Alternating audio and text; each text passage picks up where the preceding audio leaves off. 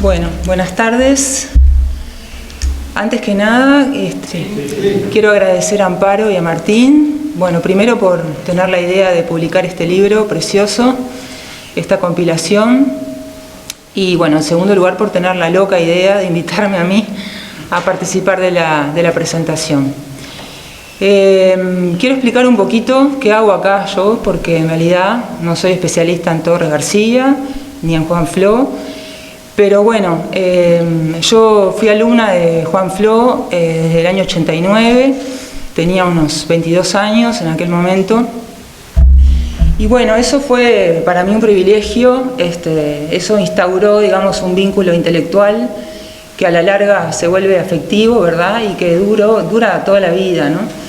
Entonces, bueno, estoy muy contenta, muy feliz de estar acá, un poco nerviosa. ¿Qué diría Flo si me viera acá sentada? Pero bueno, voy a contar un poco porque me parece que ustedes ya lo conocen a Flo, pero me gusta repasar algunos rasgos de lo que, bueno, ¿no? De su personalidad y sobre todo de su actitud intelectual, que creo que tiene que ver mucho con lo que está escrito acá. Bueno, esas clases eran, digamos, un llamado contagiaba, digamos, el nervio, la inquietud, el impulso, ¿verdad?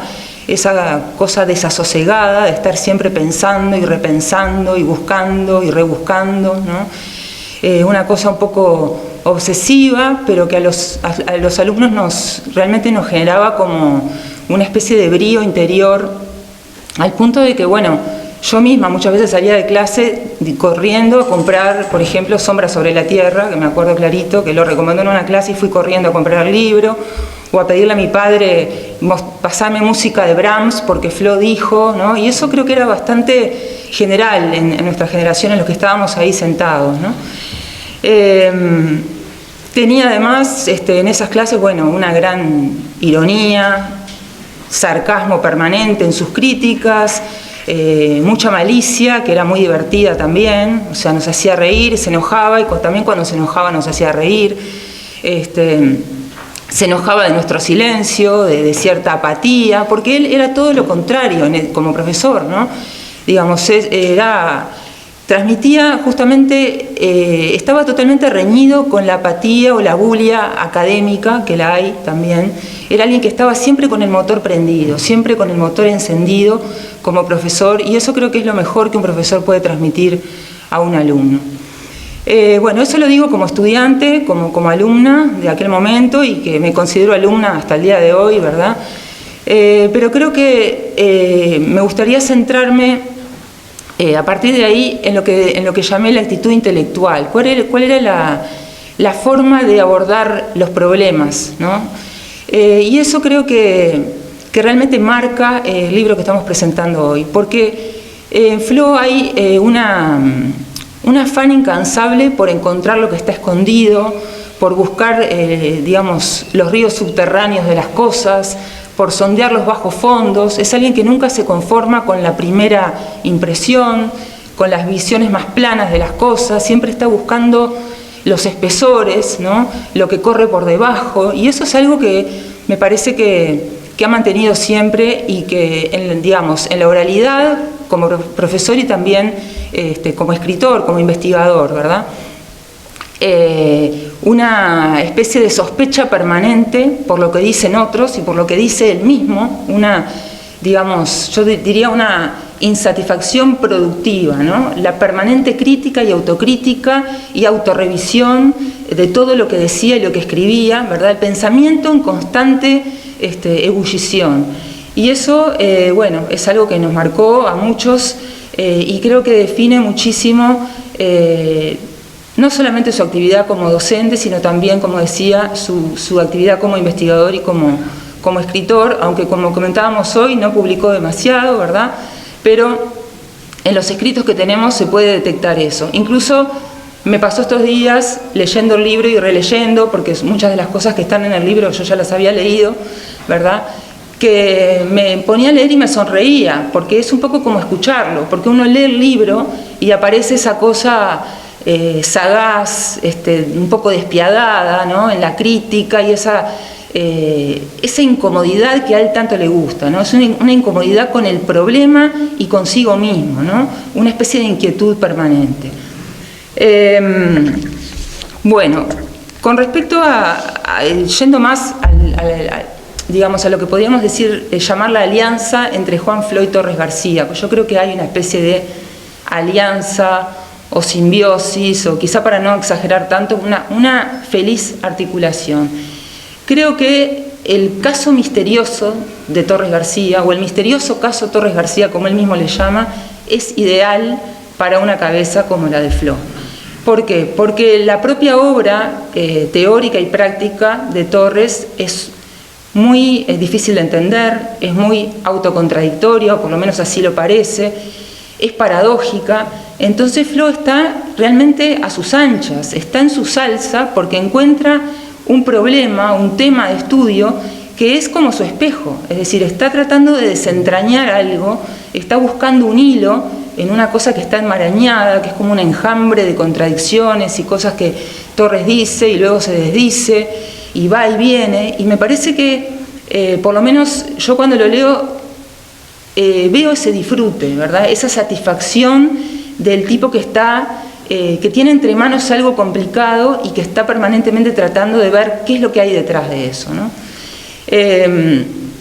Por eso yo hablaba un poco de la alianza de Flo y Torres, incluso la forma en que Flo presenta a Torres en muchos casos, ¿no? Porque habla del empecinado, el empecinamiento, la obsesión, el incomprendido, acusado de dogmático, ¿verdad? Es un poco, también parece que hablar un poco de sí mismo, porque Flo también es empecinado, también ha sido acusado de dogmático, o sea, tienen como, yo creo que Flo un poco se mira a sí mismo, quizá me equivoque, lo estoy diciendo con total atrevimiento, pero es una interpretación, y me parece que eso le da un placer extra, ¿verdad?, en el análisis profundo de la obra de Torres. ¿Qué pasa? También él plantea, bueno, en este libro hay de todo, ¿no? Es una compilación donde hay escritos de diferentes momentos, de diferente tono, de diferente jerarquía, hay textos más importantes que otros, no están ordenados cronológicamente, sino en una secuencia que intuyo que es más bien como de asociación de ideas, de concatenación de ciertos problemas, ¿no? Aparece el episodio Nueva York, aparece el episodio Cataluña, aparecen como cosas como nudos coherentes que se van como sucediendo en el libro, ¿no? En este libro, bueno, digamos que Flo se despacha, porque bueno, obviamente es un compendio, ¿no? Entonces tenemos la posibilidad de ver prácticamente todo el pensamiento de él sobre Torres García, y vemos también una gran, ¿cómo decir?, redundancia, en el mejor sentido de la palabra, porque las ideas aparecen y reaparecen, y Flo se repite, pero en el mejor sentido del término, como si estuviera dando una clase, es decir, aparece una idea y esa idea aparece luego en otro texto dicho de otra manera y se refuerza a sí misma, y esa redundancia me parece una de las cosas más lindas que tiene el libro, porque, como decía, es como una larga clase donde él va hablando de Torres y va reforzando y también contradiciendo a veces sus propias ideas, ¿no? ¿Cuáles son esas contradicciones, digamos, o esas paradojas que a primera vista aparecen en Torres García? Bueno, son muchas, ¿no? Yo voy a nombrar algunas, muy conocidas quizá. Torres aparece aquí, y creo que en realidad lo era, ¿verdad?, como un personaje muy controvertido, muy oscilante, quizá contradictorio, ¿verdad?, que está siempre tensionado entre el apego a la modernidad y el rechazo por la modernidad, el amor a las vanguardias, está deslumbrado por la vanguardia, pero harto de la vanguardia, por lo menos cuando llega al Uruguay, ¿verdad? Está siempre tensionado entre, como podríamos decir, como Ardao, ¿no?, entre cierto positivismo y cierto espiritualismo, entre razón e intuición, entre platonismo y el apego a las cosas reales, a lo sensual, al mundo. Y bueno, todo eso obviamente es complicado en Torres García, y no sé si es complicado para Flo. Creo que, como decía al principio, creo que para Flo es un disfrute encontrarse con alguien y con algo, como es la obra de Torres, que es tan complicada de entender. Y ahí aparece esa especie de labor terapéutica que hace Flo, ¿no? Que intenta es como si tratara de demostrar lo que está latente detrás de todo eso, ¿no? De todo eso que nosotros vemos, por lo menos los que no estamos tan, digamos, avisados, ¿no? Podemos pensar que, bueno, que Torres García no sabía lo que decía, o que decía una cosa y luego decía otra, ¿no? Y que era totalmente incoherente, ¿verdad? Entonces lo que hace él es tratar de desmontar todo eso, de mirar por debajo, de mirar por detrás y encontrar ese hilo, ¿verdad? Ese hilo conductor que está debajo. Por eso lo veo casi como una operación terapéutica, analítica, ¿no? Como casi que le está diciendo a Torres lo que Torres quizá no sabía de sí mismo, ¿no? Yo lo veo un poco así. Y bueno, y efectivamente, ¿no? Hay unos textos de Torres donde aparecen todas esas contradicciones, ¿no? Entre la piedra y la varilla niquelada, entre la olla de barro y no sé qué, y la referencia a la modernidad como algo que lo tiene atormentado, que lo tiene torturado, ¿verdad? Por el año 41 tiene unos textos donde dice que, bueno, que su conflicto con la modernidad lo ha atormentado toda su vida y que quiere liquidar eso para siempre, ¿verdad? Tiene realmente una situación teóricamente y afectivamente complicada con respecto, sobre todo al arte de las vanguardias, con esa ligereza, con esa frivolidad o con esa cuestión un poco volátil, ¿verdad?, que en determinado momento lo deslumbra y que cuando llega a Uruguay ya realmente viene con otra propuesta, ¿no? Con una propuesta que ahora lo voy a comentar, pero que está, si no en las antípodas, está como digamos, intentando superar esa experiencia de las vanguardias, ¿verdad?, e ir para otro lado, hacia la conquista de un arte universal, eterno, que paradójicamente termina siendo un arte local, ¿verdad?, porque como el propio Flo dice, en la búsqueda de ese arte universal y ahistórico, Torres García nos legó una historia, nos legó algo propio, ¿no? Pero bueno, en esa búsqueda y en ese escrutinio, en esa especie de disección que hace Flo, porque es así, abre, corta, ¿verdad?, mira, es como un bisturí, ¿no?, que va desentrañando qué es lo que hay detrás del fenómeno, como él dice, del caso misterioso de Torres García. Él maneja algunas hipótesis, que es lo que quiero marcar acá, porque creo que Gabriel va a ir mucho más en profundidad, digamos, con respecto a los detalles del libro, ¿no? Pero creo que hay algunas hipótesis que son particularmente interesantes y que creo que son las claves del libro.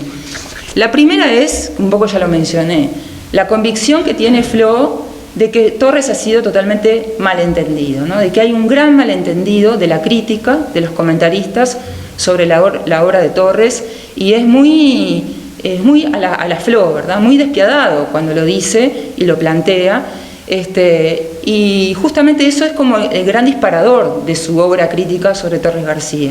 ¿Qué es lo que dice Flo? En Torres hay casi como una cuestión inversamente proporcional, ¿verdad?, entre la admiración que se le tiene, como él dice, una admiración automática, una especie de reverencia acrítica e incondicional, ¿verdad?, pero absolutamente superficial, y la incomprensión que hay, es decir, se lo admira pero nadie lo entiende, ¿verdad? Hay una especie de grifa Torres García, ¿verdad? Bueno, y a Flo eso lo pone, no sé, no quiero decir, pero furioso, pero bueno, hay algo ahí como que le molesta, ¿no? Y es contra eso que él va, ¿no? Él va, creo que gran parte de su impulso es justamente no solamente desentrañar el enigma, como él mismo dice, el enigma Torres García, sino desmontar toda ese bronce superficial, ¿verdad?, que cubre a la obra de Torres García. ¿Cuáles son los dos grandes equívocos para él de esa mirada crítica previa, ¿no? Primero, la subestimación de los escritos de Torres, es decir, el haber concentrado solamente la mirada en la pintura y haber dejado un poco de lado la obra teórica. Para Flo, justamente, la obra teórica y la obra práctica, es decir, la palabra y el pincel, podríamos decir, son cosas que están inextricablemente unidas en Torres. E incluso dice que el texto escrito no solamente es subsidiario de la pintura, sino que muchas veces llega a ser determinante de la obra pictórica de Torres. Eso en primer lugar. En segundo lugar, el haber dejado de lado a Montevideo, ¿no? Lo que dice Flo es, los críticos han mirado todo, pero casi no han mirado lo que pasa en Montevideo.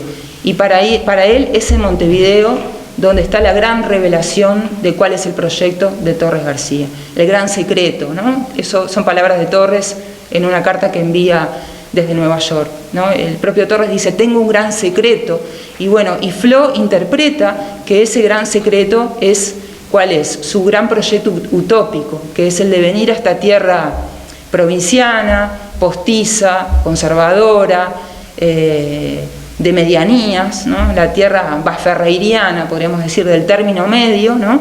Y instalar o impulsar, ¿verdad?, un proyecto que es el de un arte, como decía hoy, anónimo, eterno, universal, totalmente contrapuesto a lo que eran las vanguardias europeas en aquel momento. ¿Qué es lo que hay detrás de eso para Flo?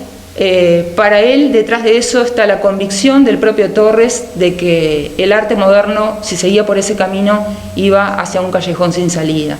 El vislumbrar la muerte inminente del arte moderno. Entonces, Flo dice, Torres llega a Uruguay con la intención de salvar al arte moderno, de salvarlo de su propia muerte. Y lo logra, no lo logra, en realidad se frustra el proyecto, pero lo intenta, ¿verdad?, a través de la construcción de esa utopía. Y por eso lo compara con Duchamp, aunque uno a priori diría, ¿qué tiene que ver Torres García con Duchamp? Bueno, Flo lo dice, tienen en común cierta intención más o menos explícita de salvar al arte moderno de su propio suicidio, podríamos decir, ¿no? Entonces, bueno, primera hipótesis, la incomprensión absoluta de la crítica previa, ¿verdad?, sobre la obra de Torres García, en base a dos equívocos, ¿verdad? El darle muy poco peso a la obra escrita de Torres y el haber dejado en un lado marginal la etapa montevideana, que para Flo es central.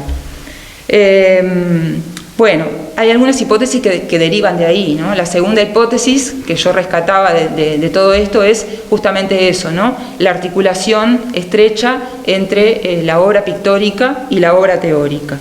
Y bueno, por supuesto también la percepción de Montevideo como el nudo, como el núcleo central, ¿verdad?, como el lugar de la construcción de esa gran utopía.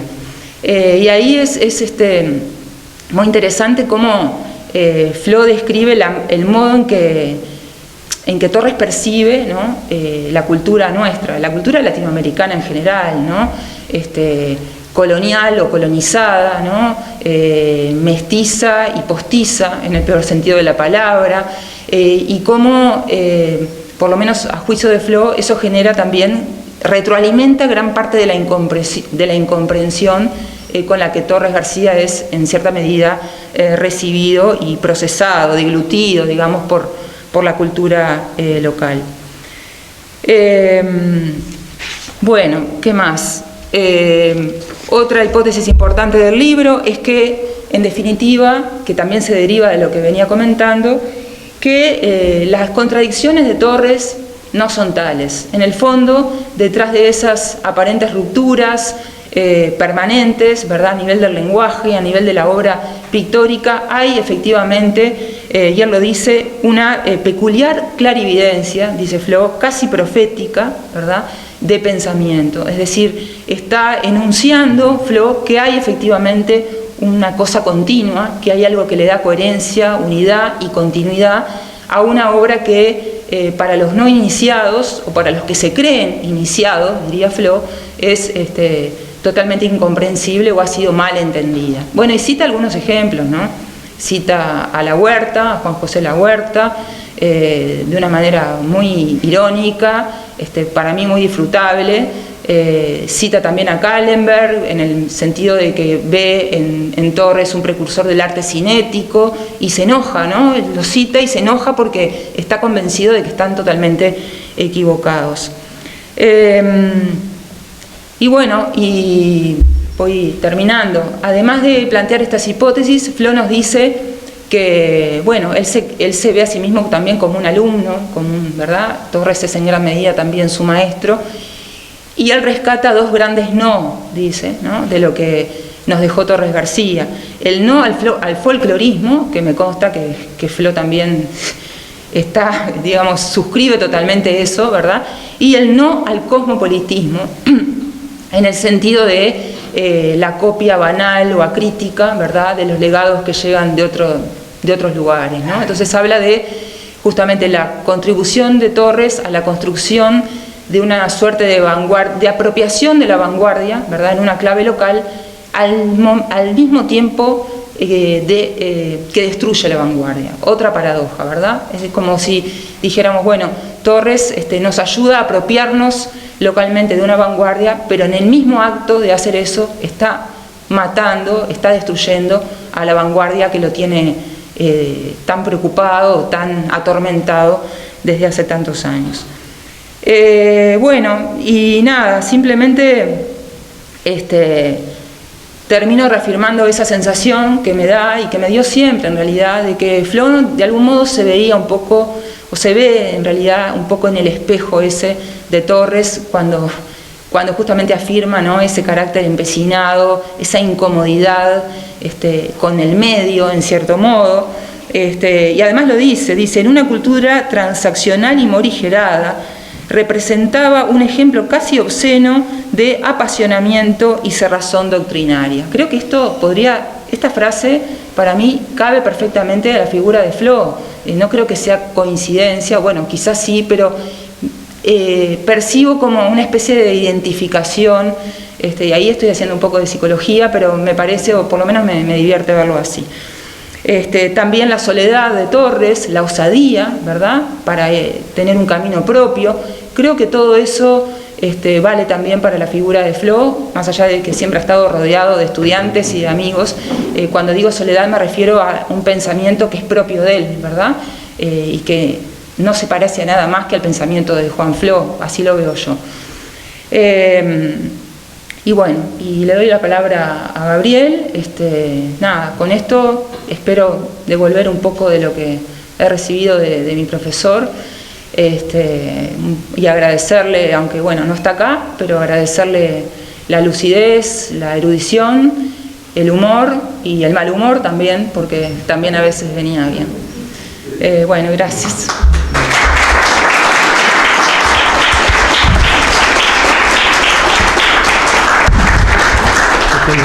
Bueno, buenas tardes. También empiezo por agradecer a Amparo el hecho de que haya tenido esta idea de la compilación y que me haya dado el privilegio, digamos, de que yo pudiera ayudarla en eso, en algo, y hacer la introducción. Comparto, suscribo todos los conceptos vertidos por Laura. También voy a empezar también por ahí, por algo medio autobiográfico. Flo fue mi docente de filosofía cuando yo tenía 16 años y él 32, en el Liceo Bauzá, 1962. Fue mi primer profesor, mejor dicho, di con Flo el primer examen de mi vida, porque en el liceo no había dado exámenes. Y él fue profesor mío en primero preparatorio de arquitectura y fue el primer examen que di. De ahí en más, bueno, seguí más o menos vinculado con él en el tiempo. Y creo, suscribo no voy a reiterar lo que ha dicho Laura, suscribo totalmente ese dibujo de la personalidad de Flo que ha hecho Laura. Yo lo siento así también. Creo que su malestar, digamos, a nosotros también nos transmitía. Claro que Flo en aquella época, en el 62, tenía otras virtudes que Amparo no se va a ofender si las cuento, pero las conocerá, que era la atracción tremenda de todas las alumnas, ¿no? Entonces, en el Liceo Bauzá, que tenía una planta en L y en una parte estaba la sala de profesores y en la otra ala las aulas. En las ventanas de las aulas se agolpaban los recreos todas las niñas para poder ver la figura de Flo a través de los vidrios en la sala de profesores. Esto era intransitable el corredor. Bueno, pero digamos, quiero decir con esto que no solo se distinguía como docente, sino como persona dentro del liceo. Tenía esa virtud de alguna manera sembrar una imagen otra y atrayente de su propia estatura intelectual y física. No, yo me traje, no voy a leer nada, no se asusten, simplemente me traje anotadas cosas porque tengo la cabeza que me olvido de. La cuestión, digamos, que tiene que ver con buscar la filosofía, la doctrina desde el punto de vista filosófico de Torres en Flo, tiene que ver también con esa vocación filosófica de Flo y que comparte, digamos, también una época, ¿no? Es decir, él de algún modo viaja, de algún modo comparte, digamos, él viaja a Europa en el 49, 50, para estudiar filosofía en París. Y en ese momento, hacía apenas 4 años que se había abierto la Facultad de Humanidades. En el 56, cuando Flo ingresa como docente de filosofía en Humanidades, era el año en que Jean-Vías de Acevedo fundaba el Instituto de Filosofía en la misma facultad. Es decir que, bueno, el 50 la década esa es de mucha efervescencia, es en el 53 o 54 que empieza también la colección de clásicos uruguayos, ¿verdad? Donde hay una necesidad de rever, de revisar la historia del pensamiento nacional del siglo XIX hasta lo más reciente. De modo que no es de extrañar que además Flo había tenido una experiencia personal en el taller, llevado por Aguiar, por Manolo, cuando era un pibe de liceo. No es de extrañar de que tomara a esa figura enigmática y de algún modo también muy rica desde el punto de vista del pensamiento filosófico, más allá de lo plástico, porque de algún modo los testimonios que dan tanto, varios de sus alumnos, no voy a nombrar, es esa permanente búsqueda de fundamentar teóricamente todas las opciones plásticas y todas las opciones pedagógicas también que tenía Torres. Entonces, Flo va a Europa, y al regreso ya obtiene una beca de la Facultad de Humanidades para hacer un estudio sobre Torres García. Ese es un estudio que aparentemente nunca se publicó, pero que fue creciendo en los años 50. Parte de ello se publicó en la revista Artes que Flo compartía con Benvenuto, y que salió en el 59 y 60. Salieron, creo que 3 o 4 números. En uno de ellos hay un compendio importante de Flo sobre Torres. Y es interesante también porque en esa revista es toda una generación, esa la de Benvenuto también, que se propone revisar a Figari, a Barradas, a Torres. Recordemos que en el 51 Ángel Rama publica La aventura intelectual de Figari, que es el primer acercamiento duro desde el punto de vista del pensamiento, vamos a decir, analítico, académico, a la figura y al pensamiento de Figari que sale en el Uruguay. Es decir, que digo esto en el sentido de que estos orígenes del interés de Flo por Torres se inscribe también en un ámbito cultural e intelectual uruguayo que buscaba las raíces y a su vez las reconsideraba en una actualidad de los años 50 muy fermental, ¿no? Para usar la palabra de Ferreira. Ahora,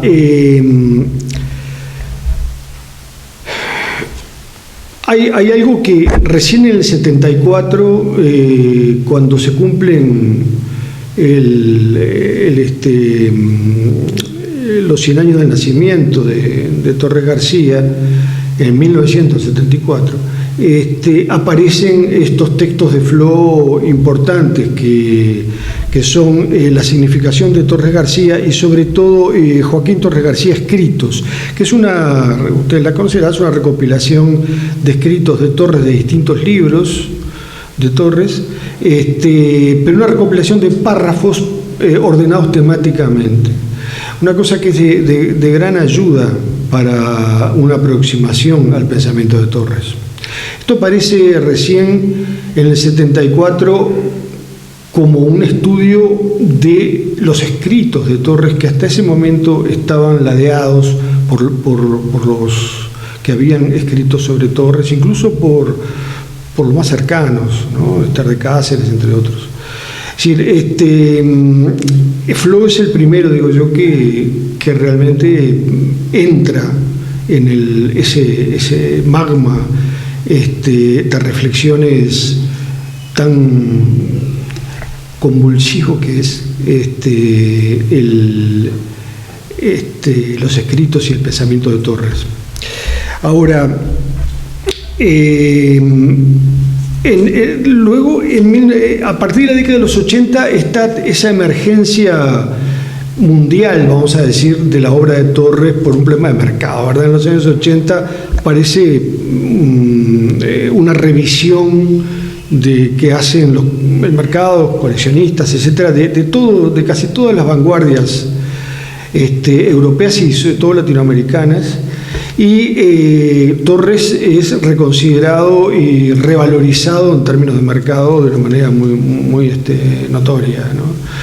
Y esto hace también que a partir de los 80 aparezcan muchos textos críticos en el sentido de analíticos, sobre la obra de Torres de parte de distintos agentes del campo cultural europeo y sobre todo también norteamericano.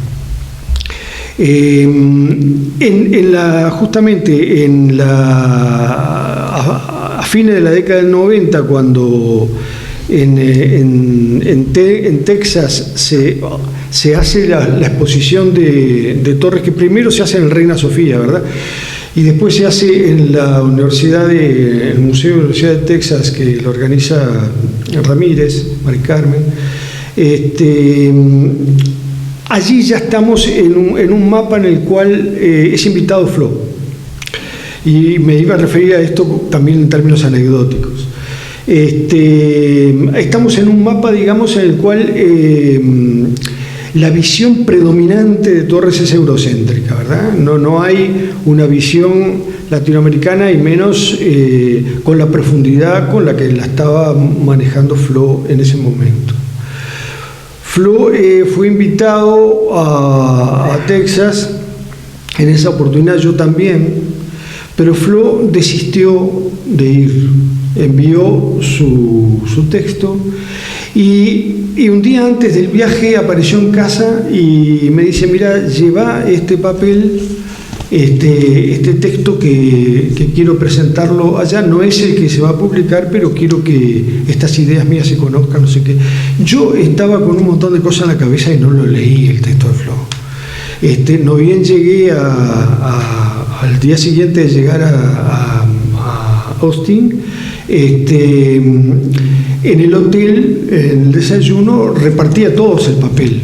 Había hecho copias y hice hacer copias ahí y los repartía a todos. Resulta que ese escrito era así tremendamente, casi insultante hacia toda la parafernalia que había armado Mari Carmen en Austin para recibir a críticos extranjeros y todo sobre Torres.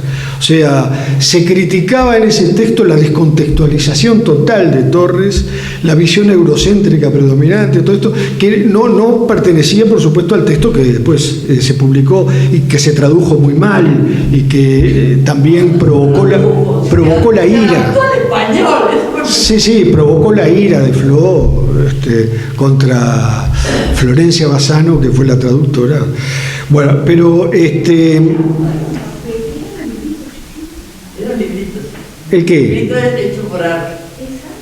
¿El qué era un librito? Lo que te dio para repartir fue... No, perdón, no. El libro de Arca se hizo mucho después del encuentro. No, fue lo que llevaste. Sí, exacto.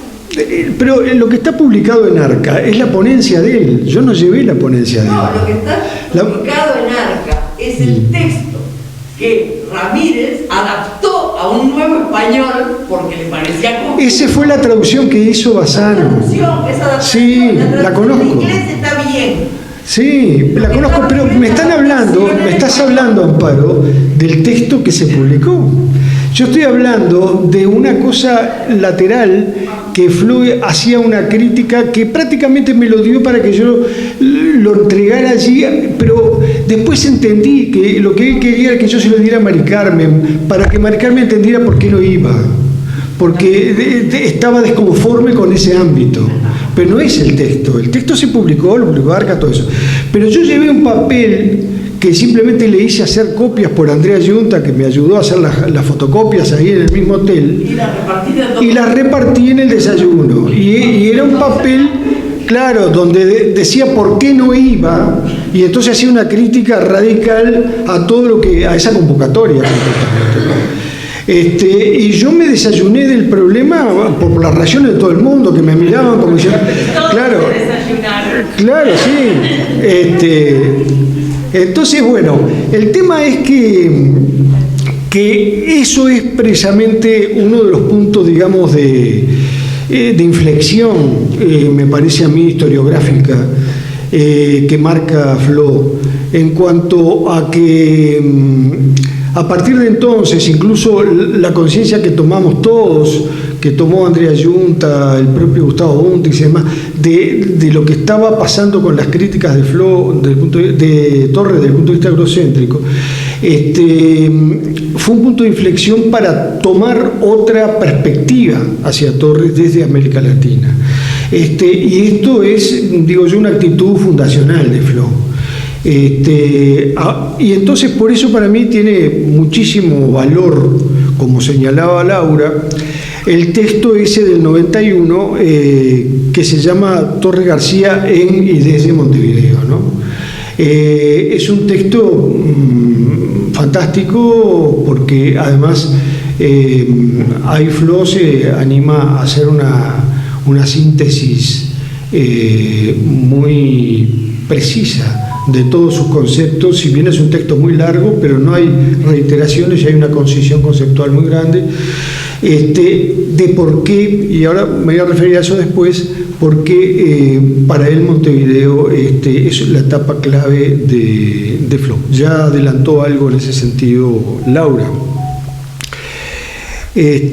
Porque incluso en ese simposio de Austin se veía que aún las visiones latinoamericanistas de Torres, la que sostenían algunos argentinos, algunos artistas, sobre todo Paternoster y otros, eran en el sentido incluso indigenista.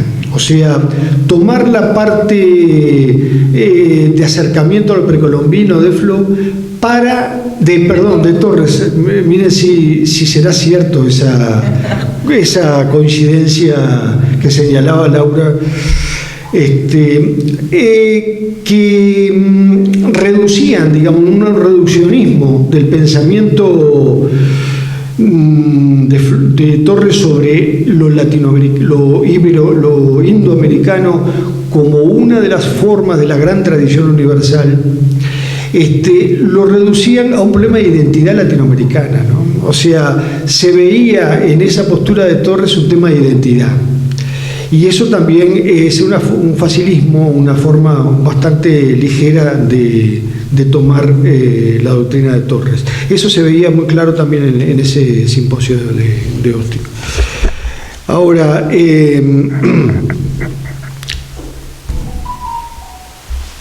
había también la necesidad de introducir eso no lo podemos nunca dejar de tomar en cuenta, para los norteamericanos, la necesidad de introducir una visión específica de la cultura latinoamericana para las academias y los estudios culturales anglosajones, ¿no? O sea, digo, era un poco tirar al piste en el suelo de las universidades norteamericanas para que tuvieran, creciera pastito para poder trabajar papers después sobre Torres García y compañía.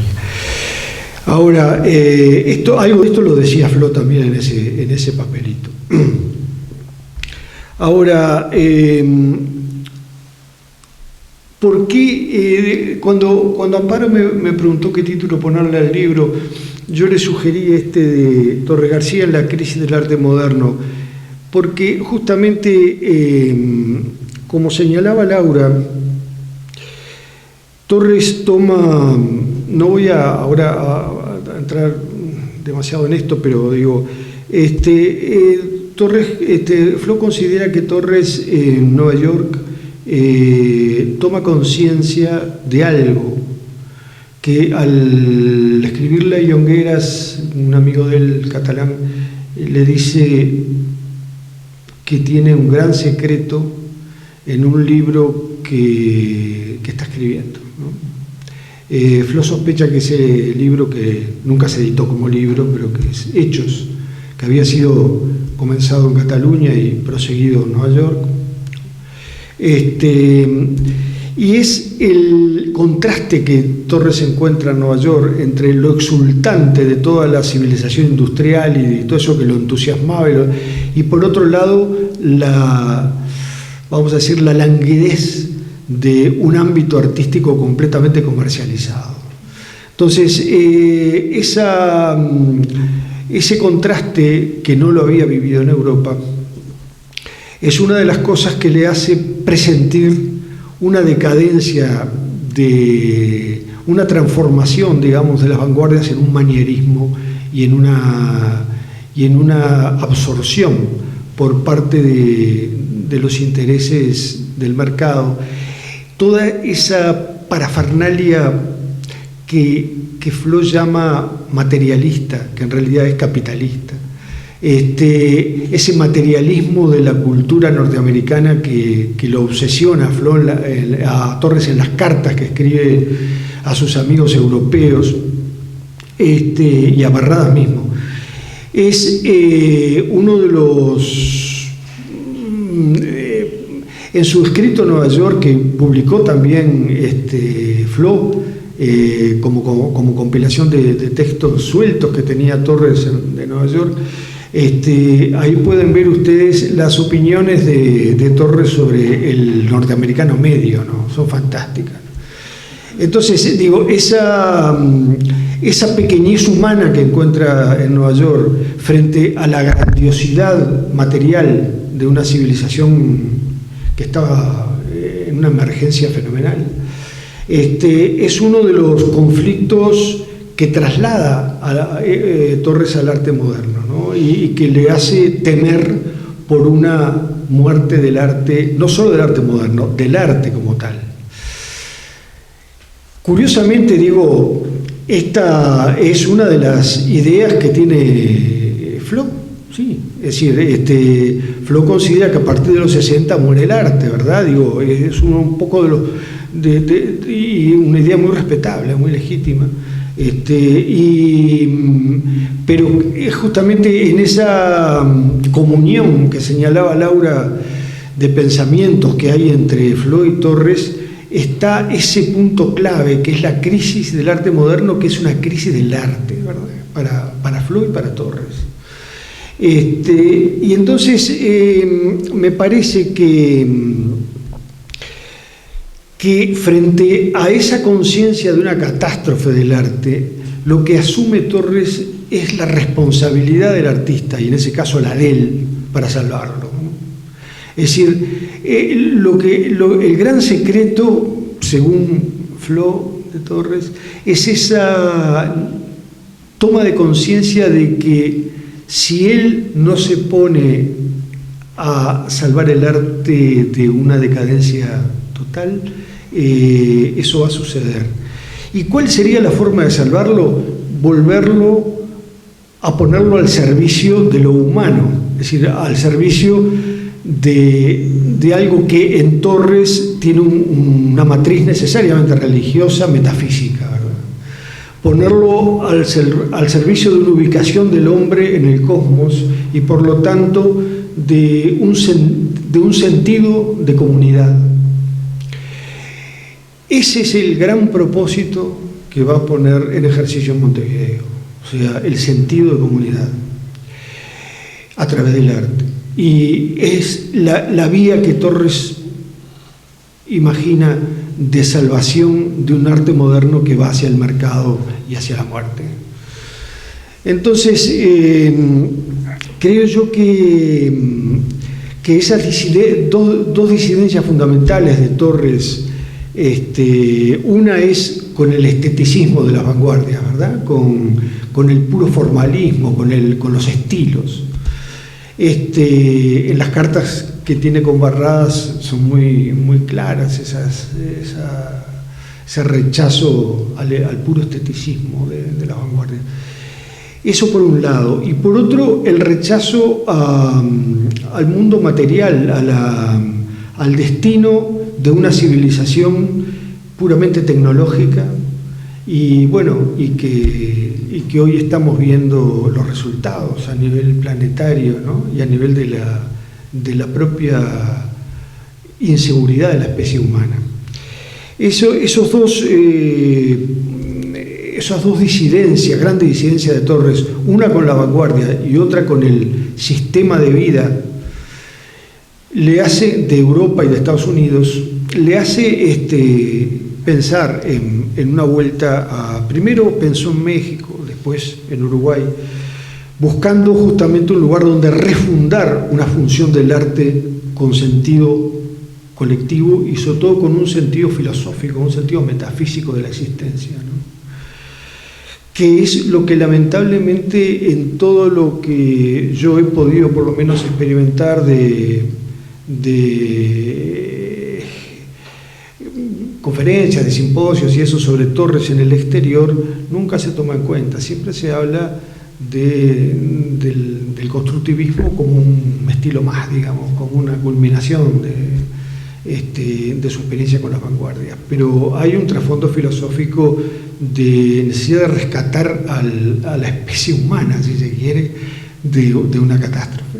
Que por supuesto que comparte con las utopías vanguardistas europeas el hecho de pensar de que el arte podría rescatar a la especie humana, pero eso es otro problema. Es decir que hay, digamos, dentro del libro algunas tesis fundamentales. Una me parece a mí que es esa, la centralidad de la experiencia de Montevideo, porque es, aun cuando fracasa, aun cuando en su conferencia de 1940 da cuenta de un fracaso personal, porque él pensaba que el arte constructivo iba a ser un arte colectivo que iba a prender como la llama, y no fue así. O sea, los pintores reclamaban paisajes y todo lo demás, y pintura de caballete. Él no se aminaló, por eso digo, abre el taller Torres Recibo, justamente buscando esa otra perspectiva. Pero la perspectiva primera, la de la Asociación de Arte Constructivo, no cuaja, digamos, como objetivo final. Y no cuaja en el sentido de que ese vínculo de poner al arte otra vez en función de un religare, ¿verdad? De una religión en el sentido de religare, de poder fundar comunidad a través del arte, no fue posible en el Uruguay del 40. y del 30. Entonces, allí, digamos, de todos modos, en la intención queda claro que aquel gran secreto que Torres le decía a Jongueras que había encontrado, o del cual había tomado conciencia en Nueva York, que era el de la muerte del arte y el de la necesidad suya de hacer algo por eso, lo pone en práctica en Montevideo y no en otro lugar. Busca primero España, donde crea un pequeño grupo, efectivamente, ¿no? Entre los que estaba Yepes, que después viene para acá con él, pero eso no pasa de una anécdota, ¿no? Entonces, por un lado está la centralidad esa de la experiencia montevideana entre las tesis de Flo. La otra es la relación de Torres García con las vanguardias, esa relación problemática de acercamiento a esa actitud, digamos, renovadora y de algún modo profundamente crítica de las vanguardias, pero por otro lado el rechazo a su esteticismo, a su puro formalismo. Claro que también respetaba la teosofía y en ese sentido el trasfondo filosófico de Mondrian, lo respetaba mucho, y el de Kandinsky. Por otro lado, la necesidad de esa que yo decía hoy, la otra tesis de Flo, es de hacer del arte una cuestión casi prácticamente religiosa, no en términos de un credo en particular, sino en el sentido más amplio del término religioso. Y en cuarto lugar, la tesis de Flo de que Torres había encontrado ahí una responsabilidad propia y que la transformó en el sentido de su vida. Hay, sin duda, comparto totalmente, y termino, el planteo de Laura sobre una coincidencia, yo diría, no solo, casi una coincidencia existencial, ¿no? Torres dice algo acá, si me perdonan, Torres no, Flo, dice algo acá, probablemente pocas ideas o ninguna le deba a Torres, pero me proporcionó algo que circula y se transmite con una inmensamente mayor dificultad que las ideas, una extraordinaria, quizás única, tutela para poder percibir las artes visuales en la complejidad de sus cualidades. Y si bien no me proporcionó ideas, la extraordinaria, lo cual dudo, en la complejidad de sus cualidades, y si bien no me proporcionó ideas, la extraordinaria historia de las suyas, cruzadas de manera reveladora y única con los problemas del arte contemporáneo, me permitió reflexionar acerca de esos problemas, lo que equivale a decir que me proporcionó la única manera de reflexionar adecuadamente sobre los problemas de todo el arte.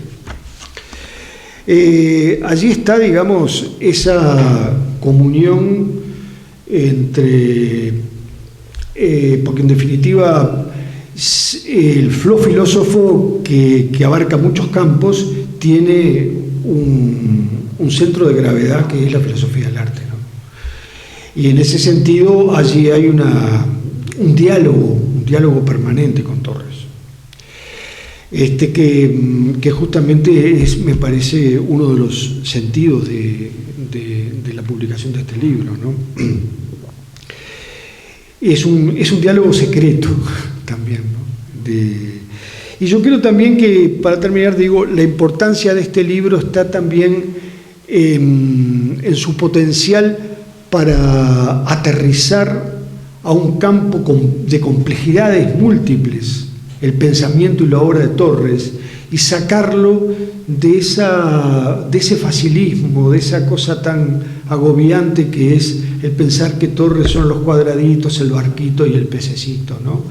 Que está tan divulgado a nivel artesanal y todo esto, y que no, sin desmerecer eso, pero digo, se ha tomado como el único legado, cuando hay un legado mucho más profundo de lo que quiso Torres fundar aquí y que tiene que ver con el destino del arte en general y con el proceso propio incluso del arte contemporáneo, ¿no? Bueno, es eso.